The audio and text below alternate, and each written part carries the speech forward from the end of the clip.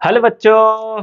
मैं उम्मीद करता हूं कि आप सब अच्छे होंगे। दोस्तों आज हम लोग क्लास 12 के फिजिक्स का चैप्टर नंबर 4 का लेक्चर नंबर 10 करने जा रहे हैं दोस्तों। और इस लेक्चर में हम लोग बात करने वाले हैं क्या, एम्पियर के परिपथ नियम का अनुप्रयोग।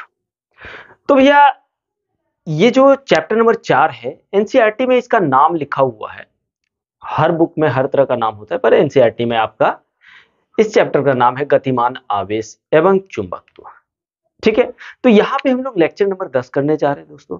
और अभी तक अगर चैनल को सब्सक्राइब नहीं किए हैं भैया, तो चैनल को सब्सक्राइब कर लीजिए। तो चलिए भैया, सबसे पहले हम लोग आज कर रहे हैं जो टॉपिक, वो जेईई मेंस और एडवांस के नजरिए से बहुत ही इंपॉर्टेंट है, और नीट के लिए तो है ही भैया। ठीक है, तो चलो भाई देख लेते, थोड़ा सा आ जाओ क्वेश्चन कर लेते हैं यहाँ पे। सबसे पहले हम लोग क्वेश्चन देख लेते हैं, रुकिए थोड़ा सा। अरे भाई, हाँ, क्वेश्चन लिख लेते हैं, है ना। लिखेंगे एक अनंत लंबाई के सीधे सीधे धारावाही, हाँ, धारावाही बेलनाकार तार के अक्ष से, हाँ, अक्ष से आर दूरी, अक्ष से आर दूरी पर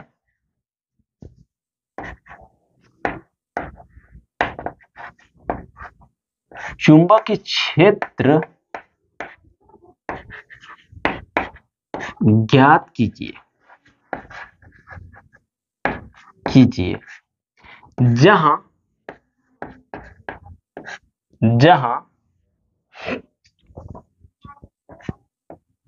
धारा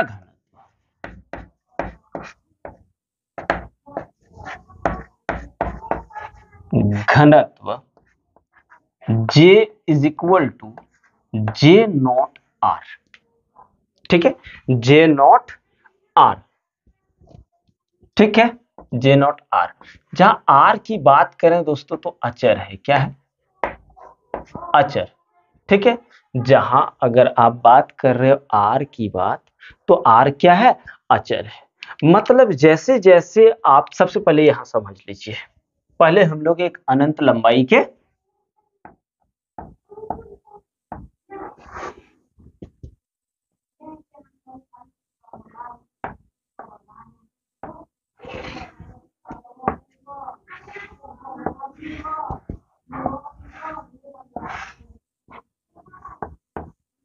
तार ले लिए, इसमें से करंट फ्लो कराया गया है I। ठीक है, यहां इसका जो रेडियस है वो कैपिटल R ले ले, कैपिटल R है। ठीक है, तो क्या कह रहा है, ये एक्सिस है, एक्सिस, थोड़ा सा मिस्टेकिंग,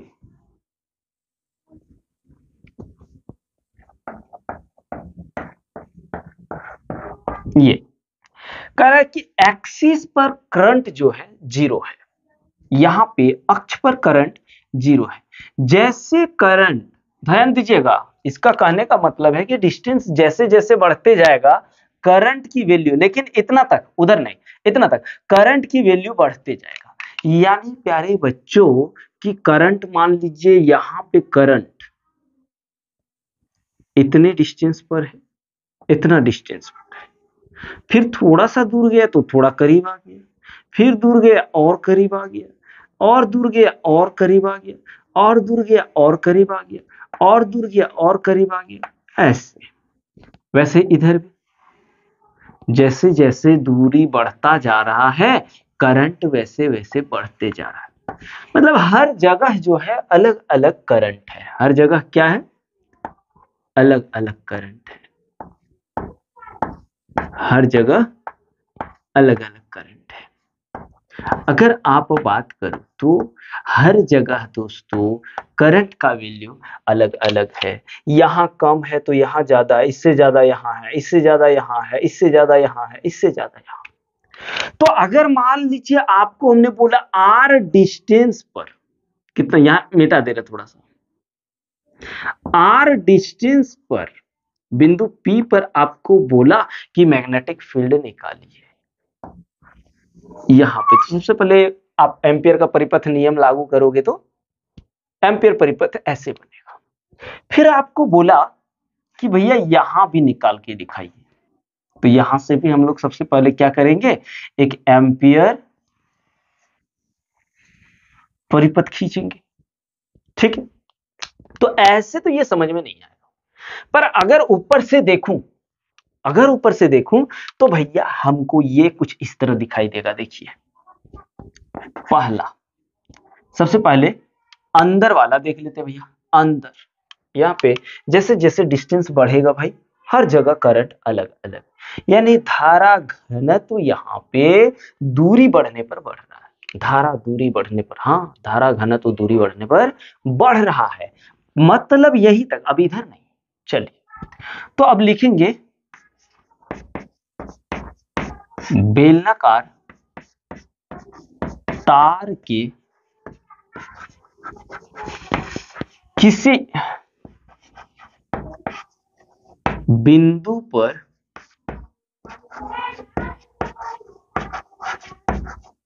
चुंबकीय क्षेत्र। जब अंदर की बात हो दोस्तों तो आर जो होगा वो लेस देन कैपिटल आर होगा। जब अंदर की बात हो तो स्मॉल आर जो होगा कैपिटल आर से छोटा होगा। अब आप देखिए इसको ऊपर से थोड़ा देखने की कोशिश करते हैं, ऊपर से। ठीक है, तो ये कुछ इस तरह दिखेगा, इस तरह दिखेगा, और ये जो आपका वायर है, आपका वायर कुछ इस तरह से दिखेगा। यहां से यहां का डिस्टेंस जो है भैया वो स्मॉल आर है, और यहां से यहां के बीच के डिस्टेंस को कैपिटल आर। अब करंट तो बाहर जा रहा है, तो बरस बाहर जाए तो यहाँ पे डॉट से हम लोग दिखा देते हैं। ये डॉट का मतलब ये है कि करंट बाहर की ओर फ्लो हो रहा है, बाहर की ओर प्रवाहित हो रहा है। लेकिन हम देखिए यहां पे अब एक चीज ध्यान दीजिए थोड़ा सा। अब यहां पे मैग्नेटिक फील्ड का डायरेक्शन कैसे हो जाएगा, बाहर करंट जा रहा है तो मैग्नेटिक फील्ड का डायरेक्शन ऐसे, इस डायरेक्शन में मैग्नेटिक फील्ड हो जाएगा। वैसे ही अगर यहाँ पे एक, यहाँ पे देखूं तो यहाँ पे मैग्नेटिक फील्ड का डायरेक्शन इधर, यहाँ पे देखूं तो इधर, यहाँ पे देखूं तो इधर। बहुत बार बता रहे थंब रूल, पलटिए जिधर जा रहा है, पलटिए पलटिए पलटिए। ठीक है, लेकिन क्या हम एक बार में यहां बिंदु P पर हम डायरेक्ट निकाल सकते हैं? ठीक है, अल्पांश काटेंगे, एम्पियर के परिपथ लॉ यूज करेंगे, लेकिन क्या सर आर डिस्टेंस पर निकाल सकते हैं? देखिए भैया एक बात बता रहे, यहां पे अगर आप देखोगे तो करंट जीरो है, थोड़ा सा डिस्टेंस बढ़ा रहे हैं तो करंट थोड़ा बढ़ जा रहा है, थोड़ा और डिस्टेंस बढ़ा रहे हैं तो करंट बढ़ जा रहा है, और थोड़ा डिस्टेंस बढ़ा रहे हैं तो करंट बढ़ जा रहा है, और बढ़ा रहे हैं तो करंट बढ़ जा रहा है। मतलब हर जगह करंट अलग अलग है। अब जब हर जगह करंट अलग अलग है भाई, तो हमको सबसे पहले क्या करना होगा, करंट को निकालना होगा, क्योंकि यहां से यहां तक के करंट को हमको पहले कैलकुलेट करना होगा। अगर करंट कैलकुलेट हो गया तो फिर मैग्नेटिक फील्ड हम आराम से निकाल सकते हैं। तो आओ करते हैं करंट। ये वाला पहले फिगर बना के देखो, ये फिगर हमने बनाया, यहां से यहां का डिस्टेंस आर है, क्या है आर, स्मॉल आर है। ठीक है भाई, अब हमने क्या किया, एक छोटा सा एलिमेंटल रिंग काट लिया। ठीक है, एक छोटा सा सेल काट लिया। ठीक है, एक छोटा सा, इसकी मोटाई जो है हमने इसकी मोटाई को dx मान लिया, और ये डिस्टेंस जो है वो x है, और ये मोटाई जो है आपका dx है। ठीक, तो अब पहले हमको करंट मान लीजिए इस एरिया में, ध्यान दीजिए, थोड़ा सा यार लाइट प्रॉब्लम फिर करने लगा। 1 मिनट दोस्तों, थोड़ा सा लाइट को ऑफ कर दूं तो चलेगा क्या? अभी तो फिलहाल ठीक है। गड़बड़ कर रहा है, रुकिए ऑफ कर देते हैं। देखो तो, देखने दो तो कैसे दिख रहा है पहले। दिख तो ठीक रहा है जी, कोई दिक्कत नहीं है। आ जाओ। अब हमने ये dx लेंथ का एलिमेंट काट लिया, तो सबसे पहले हम लोग क्या करते हैं, इसका एरिया निकाल लेते हैं। आप एक काम करो, इस एलिमेंट को ऐसे सीधा काट, ऐसे ऐसे सीधा कर दो। आपने देखा कि ये dx इतना मोटाई का है और ये एक सर्कल है। सर्कल की लेंथ, वृत्त की लंबाई कैसे हम लोग निकालते हैं? वृत्त की परिधि मानते हैं उसको। यानी अगर L की बात करूं तो L बराबर क्या हो जाएगा, 2 पाई r। डिस्टेंस के लिए r की जगह क्या है, x, 2 पाई x। तो इसका एरिया मेरा क्या मिल जाएगा मेरे को, एरिया। मान लीजिए छोटे से एलिमेंट के कारण छोटा ही एरिया मिलेगा ना, बड़ा एरिया तो नहीं मिलेगा। तो छोटा सा एरिया मिलेगा, और एरिया इज इक्वल टू क्या होता है, लेंथ इंटू विड्थ। अगर ये आयताकार देखो तो लेंथ लंबाई गुना चौड़ाई, तो L इंटू डी एक्स हो जाएगा, यानी 2 पाई x dx। ये हम लोगों को एरिया मिल गया। अब जब एरिया मिल गया तो इस एरिया में कितना करंट मिलेगा हमको, तो I, ध्यान दीजिए, तो I कितना, यहां भी तो थोड़ा सा I होगा, तो डी धारा घनत्व वाला फॉर्मूला। रुकिए आपको पहले दिखा लेते हैं यहां पे। भैया I इज इक्वल टू जे अपन ए होगा, तो अगर यहाँ डी आई कर दूं तो यहाँ डी ए हो जाएगा। तो बताइए D I is equal to क्या मिलेगा, फॉर्मूला ही गड़बड़ हो गया ना। जे बराबर D I upon D A हो गया। अगर हम लोग, रुकिए भाई, अगर भैया हम लोग यहाँ पे अगर डी आई निकालें तो डी ए इधर हो गया, तो D I is equal to क्या आ गया, J into D A, J into D A. ठीक है, तो आप D I is equal to क्या हो गया, जे गुना डी ए। अब यहां पे देखिए J इज इक्वल टू हमने क्या लिया हुआ है, J is equal to J naught R. तो R हमने इतना डिस्टेंस के लिए लिया था, हम तो इतना के लिए R की जगह क्या यूज करेंगे, X। तो डी आई मेरा क्या मिलेगा, J naught X into D A बराबर क्या मिलेगा, 2 पाई एक्स डी एक्स। एक बार इसको गुना कर लेते हैं तो आएगा 2 pi J naught x square dx। अभी हमको थोड़ा सा करंट मिला, अब हमको टोटल करंट निकाल लेना है। तो कुल धारा बराबर क्या, I इज इक्वल टू आ जाएगा, इंटीग्रेशन कहां से जाना है भाई, 0 से हमको जाना है r तक, 0 से r, 2 pi J naught x square dx। ये हो गया।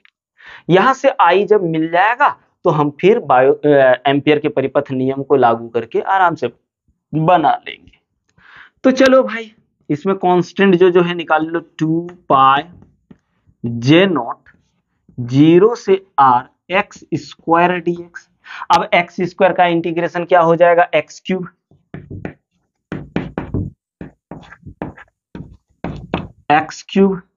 बटे 3, 0 से r।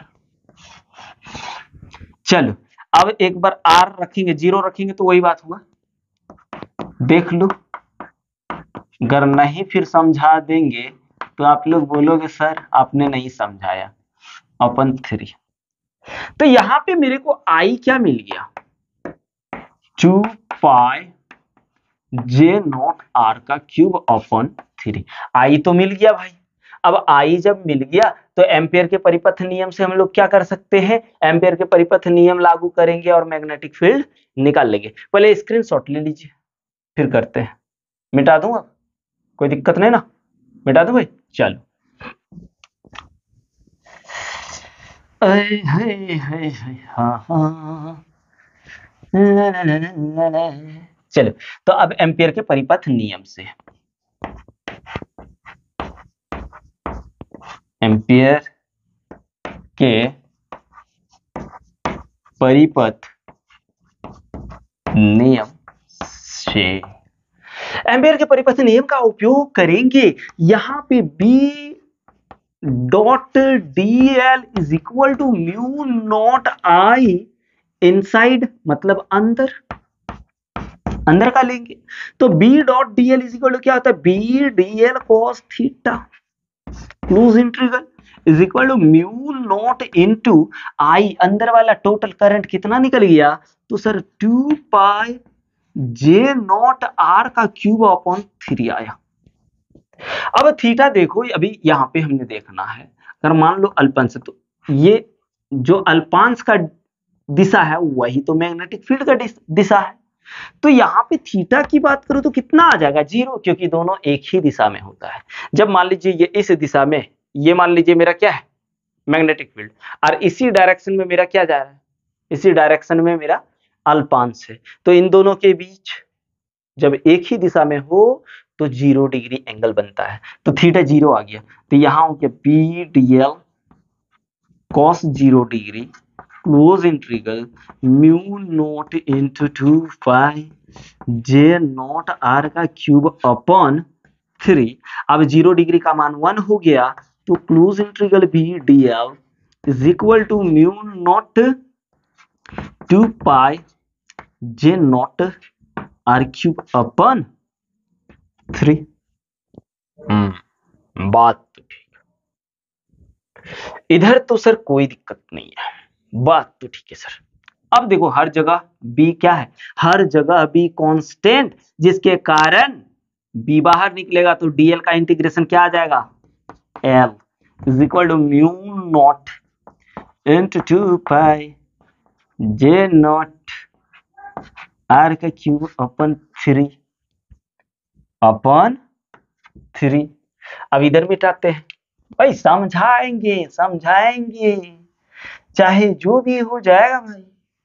हाँ, ऐसे तो नहीं जाने देंगे भैया आप लोग को, चाहे जो हो जाए पूरा कंप्लीट करा के भेजेंगे भाई। चलिए ये चीज आया, एल, एल का वैल्यू क्या हो जाएगा, एल बराबर 2 पाई आर, यहाँ पे एल का मान 2 पाई आर रख देंगे तो बी इज इक्वल टू हमको क्या मिलेगा, mu naught into 2 pi R का, सॉरी, जे नॉट आर का cube upon 3 into 2 pi R. देखो ना, एल अगर इधर ले आऊं तो एल यहाँ आ जाएगा, तो एल का वैल्यू क्या है 2 पाई आर, यहाँ 2 पाई कैंसिल, एक आर यहाँ खत्म, तो b इज इक्वल टू क्या मिला, mu naught into J are का स्क्वायर अपॉन 3। ये हमको मैग्नेटिक फील्ड मिलेगा अंदर किसी बिंदु पर, ठीक है, अंदर किसी बिंदु पर, और ये हमको यहां तक मिलेगा, सरफेस तक मिलेगा प्यारे बच्चों। अर्थात इसको हम कह सकते हैं कि B जो है समानुपाती, जैसे आप थोड़ा यहाँ पे जे नॉट आ जाएगा, यहाँ पे म्यू नॉट क्या है, कांस्टेंट है, जे नॉट क्या है, कांस्टेंट है, 3 क्या है, कांस्टेंट है, तो आर ही ना केवल बदल रहा है, या तो आर बदल रहा है, आर बदल रहा है। यहाँ पे प्यारे बच्चों आर अचर नहीं है, जे नॉट अचर है, आर अचर नहीं है, आर हर जगह तो बदल रहा है, आर का वैल्यू बढ़ा रहे हैं, तो फिर बात तो सही है, इधर तो कोई दिक्कत नहीं होना चाहिए। चलो ठीक है, तो ये सब कांस्टेंट तो यहाँ आ गया आपका आर स्क्वायर, एक ये बन गया। अभी ग्राफ में काम आएगा, हमने अंदर तो देख लिया प्यारे बच्चों, अब हम लोगों को बाहर देखना है। एक सेकंड, ठीक ठाक दिख रहा है या फिर अपन, हाँ दिखने तो बढ़िया दिख रहा है भाई, खराब तो नहीं दिख रहा है ना। तो यहाँ पे तो चलिए हम लोगों ने अंदर निकाल लिया, अगर बाहर निकालना हो, मान लीजिए यहाँ पे निकालूं, तो फिर क्या करेंगे, तो चलो इसको पहले स्क्रीनशॉट इसका लीजिए, उसके बाद मिटाते हैं, मिटा दूं भाई, हाँ मिटा दीजिए। चलो यहां से ही मिटा डालते इसको, ताकि क्या होगा समझने में और एक ही बार में कंप्लीट हो जाएगा। यहाँ पे क्यू पर देखना है। तो भैया अगर मान लीजिए हम इसको ऊपर से देखूं, पहले हम लोग पॉइंट नंबर 2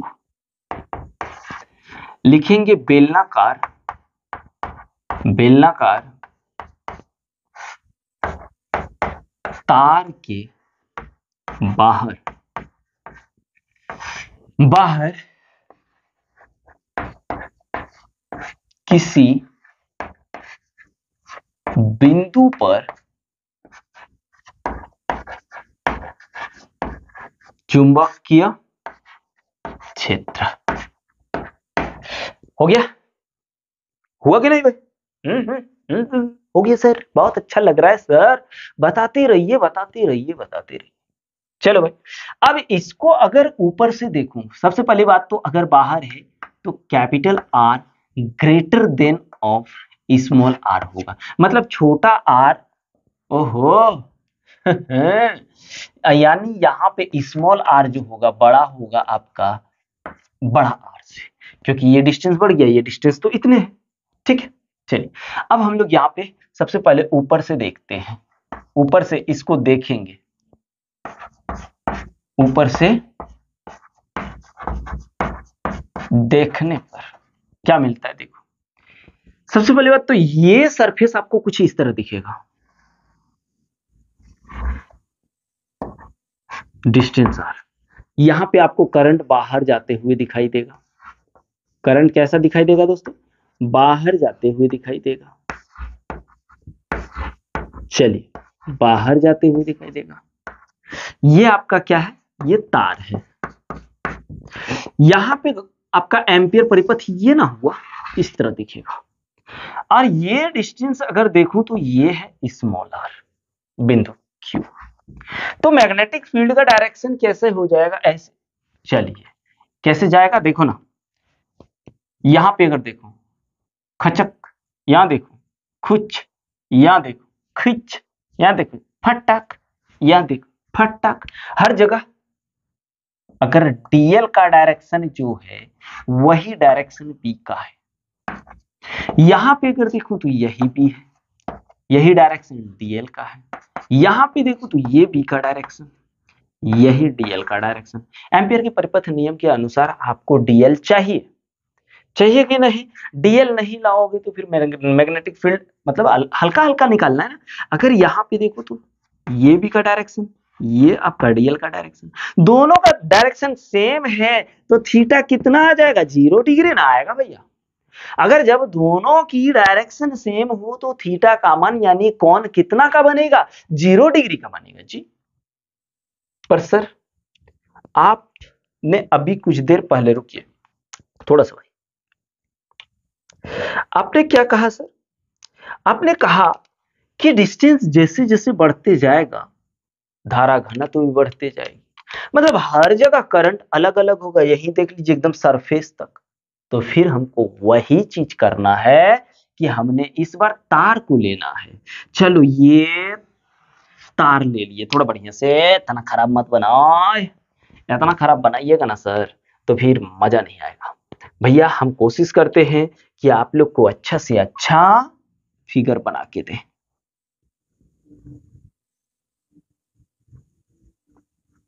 अच्छा तो होगा मेरे को जहां तक लगता है। ये डिस्टेंस जो है आर है, क्या है? आर है, क्यू पॉइंट है। No no no no, Q point तो बाहर है, पर वहां तक हमको लेके जाना है।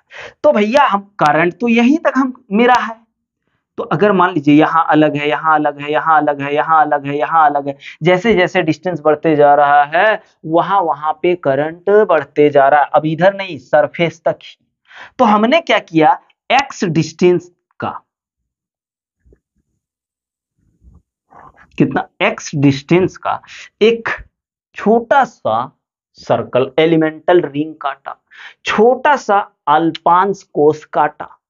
अब इसकी कुछ मोटाई होगी, चलो इसकी मोटाई dx है।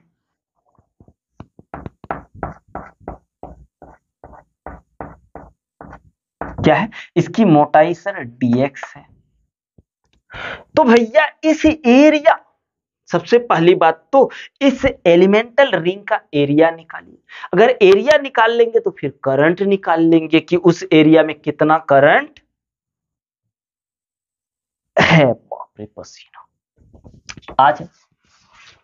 अगर इस एलिमेंटल रिंग को ऐसे सीधा कर दूं, अरे भाई सीधा कर दूं तो इसका लेंथ क्या हो जाएगा, 2 पाई x हो जाएगा, क्योंकि x डिस्टेंस लिए हुए हैं।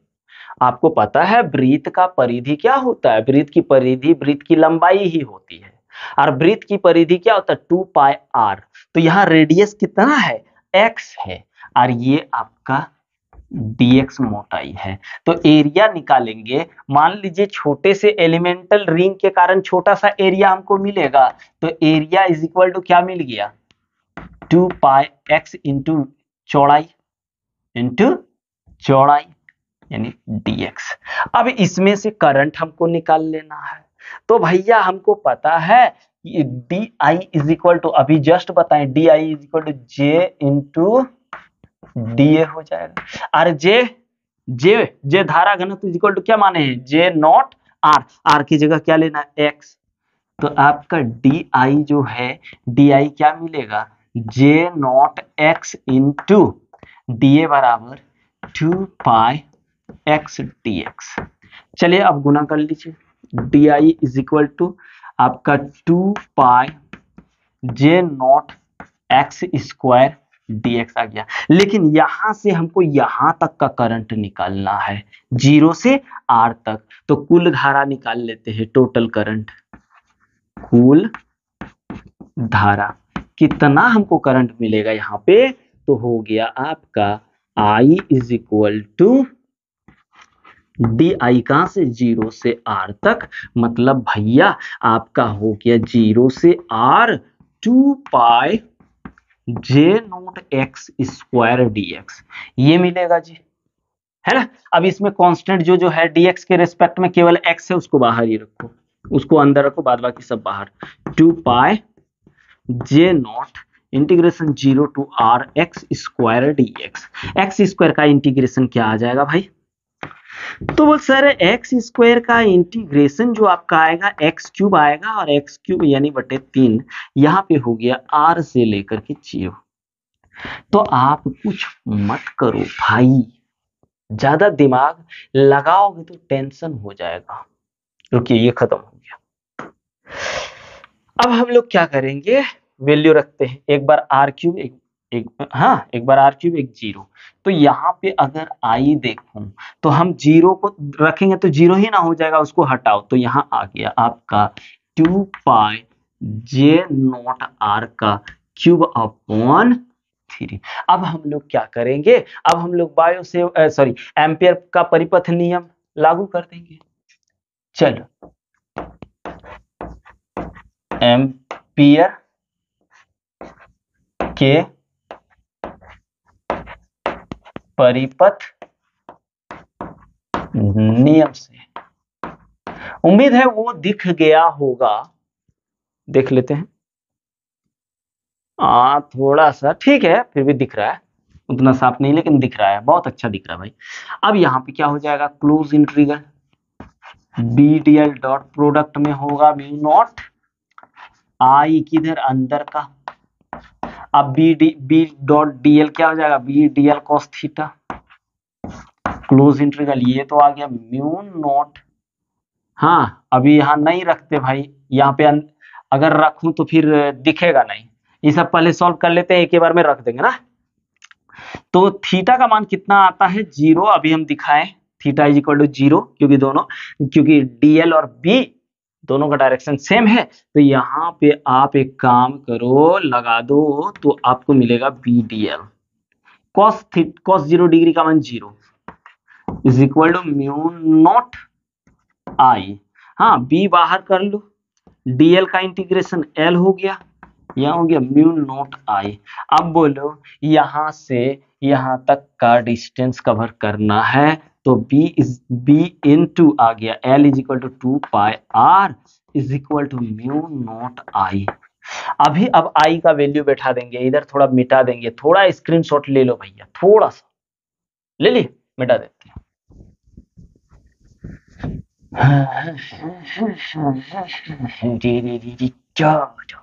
अब देखो बी उधर ले जाएंगे तो यहां मैग्नेटिक फील्ड हमको मिल जाएगा, थोड़ा ऊपर से करते हैं, मैग्नेटिक फील्ड मिल जाएगा हमको B is equal to mu naught into I बराबर है 2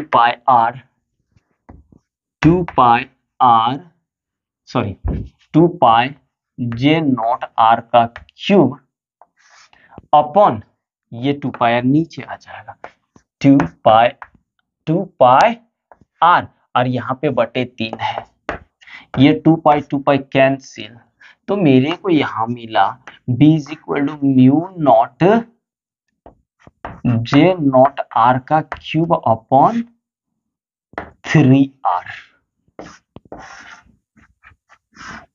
ये मिल गया। यही चीज थोड़ा सा ध्यानपूर्वक समझिए। अगर यहाँ पे देखो म्यू नॉट, तो म्यू नॉट क्या है भाई, म्यू नॉट एक कांस्टेंट है, जे नॉट एक कांस्टेंट है, आर भी तो चेंज नहीं हो रहा था, आर कहाँ चेंज हो रहा था, ये था, तो ये डिस्टेंस जो था यहां से एक्सिस से ये डिस्टेंस r, ये कहाँ चेंज हो रहा था, सिर्फ स्मॉल r चेंज हो रहा था ना, तो ये भी कांस्टेंट, ये भी कांस्टेंट, ये भी कांस्टेंट और 3 भी कांस्टेंट, केवल r बदल रहा है, मतलब B inversely proportional to r है, यही अब हम लोग क्या करेंगे भैया, ग्राफ देख लेते हैं, ग्राफ देख लेते हैं। तो ये किधर बाहर था, बाहर के लिए, और अंदर के लिए फॉर्मूला क्या बनाए थे, बी आर स्क्वायर, ऐसे था, यही था ना। चलो ग्राफ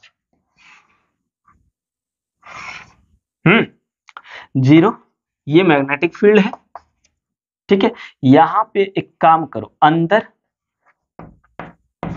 अंदर चुंबकीय क्षेत्र और बाहर चुंबकीय क्षेत्र R, ठीक है। अब अंदर में क्या होगा, R less than capital R, और बाहर में क्या होगा, R greater than capital R। आप अनुमान, आप इमेजिन करिए, कुछ मत करिए, इमेजिन करिए, क्योंकि बेलन है तो बेलन एक इमेजिनरी बेलन यानी काल्पनिक बेलन बना डालिए, ठीक है। तो यहां पे क्या हो रहा है, यहां पे तो मैग्नेटिक फील्ड बढ़ते जा रहा है, एकदम सीधा बढ़ते जा रहा है, क्योंकि B जो है समानुपाती R स्क्वायर का है। तो यहां क्या है भाई, यहां पे मैग्नेटिक फील्ड जैसे डिस्टेंस बढ़ा रहे हैं, एकदम आपका मैग्नेटिक फील्ड भी उतना तेजी से बढ़ रहा है।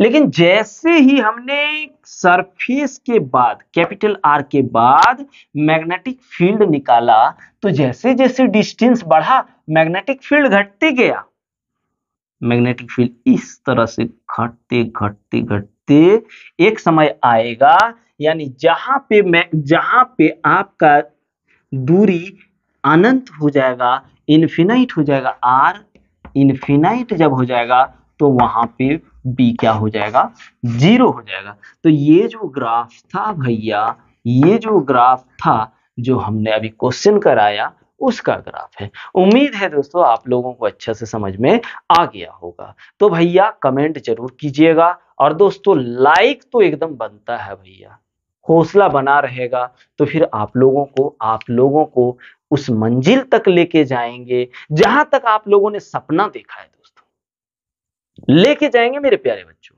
और दीदी लोग। इसलिए ज्यादा से ज्यादा शेयर ठोकिए, ज्यादा से ज्यादा कमेंट ठोकिए, ज्यादा से ज्यादा लाइक ठोकिए, और ज्यादा से ज्यादा सब्सक्राइब कीजिए। तो भैया चलिए स्क्रीनशॉट ले लीजिए, उसके बाद फिर हम लोग करते हैं आगे।